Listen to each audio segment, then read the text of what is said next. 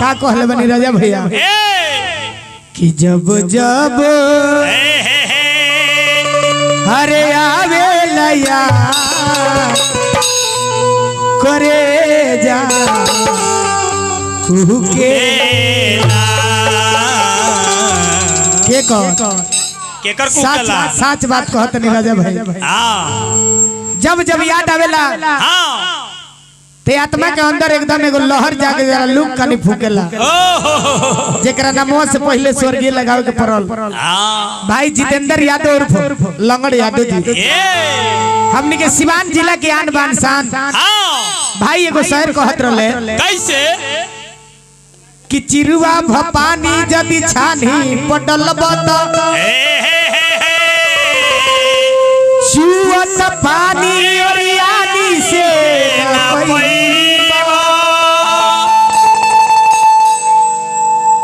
चार गो घर बनवा देव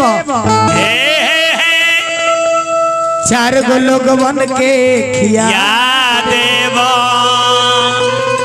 ओई से राजा हरिचंद्र दानी ना बन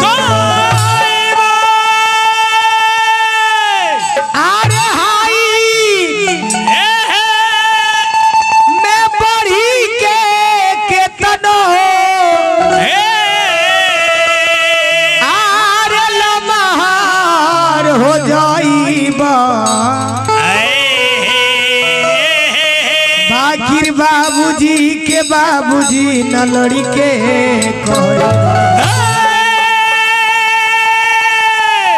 ए महाराज लड़का चाहे जितना भी आज्ञाकारी हो जाओ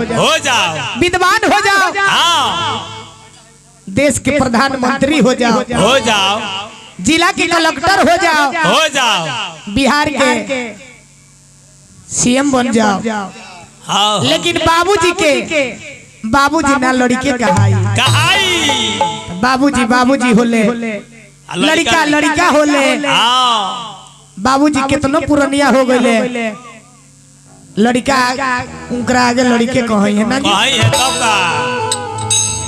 एक से एक गाना बजाना भाई जितेंद्र यादव जी के लेके लोग गावता बजावता हमनियों के कुछ मिलल घर गांव के नाते ना जी चले एगो लाइदारी से सेवा रहल ए बबुआ मानसी चाय हो गइल बने का और ओने चला होने चलाई होने जाना डाबा में चलाओ बतना डाबा में चलाते नहीं की होने रेवलेशन में चलाओ तनी जर्नल में लेके चलिए होता नहीं चले तब का एगो गीत से सेवा रहल चैत के लयदारी ना जी कि चैत महीना आया गईले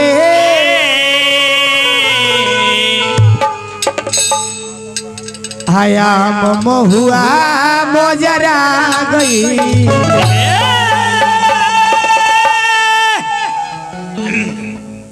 चैत महीना आया गईले आयाम महुआ मोजरा गईले अरे सुखल पतैया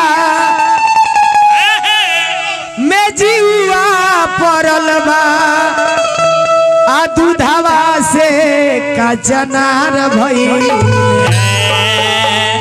कि चैत महीना आया गईले हमारा महुआ मोजरा गईले चैत महीना आया गईले हमारा महुआ मोजरा चैत महीना आया गईले हमारा महुआ मोजरा गईले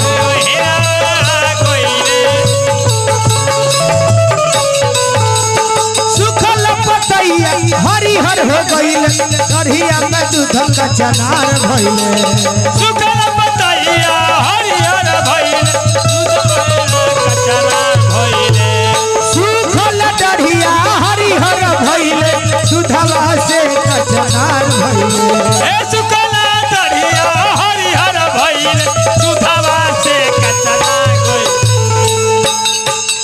महीना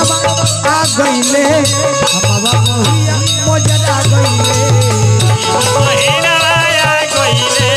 हम गईले मोजरा गईले चैत महीना आ गईले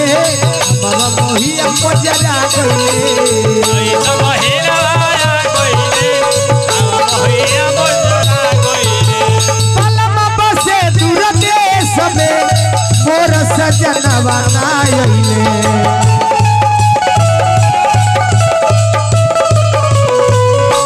पलम बसे दूर देश में मोर सजनवा ना आइले जय हो चैत महीना आया गईले हमारा मोहिया मोजरा गईले चैत महीना आया गईले हमारा मोहिया मोजरा गईले चैत महीना आया गईले हमारा मोहिया मोजरा गईले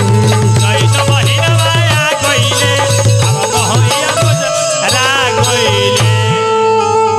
चली एगो गीत से सेवा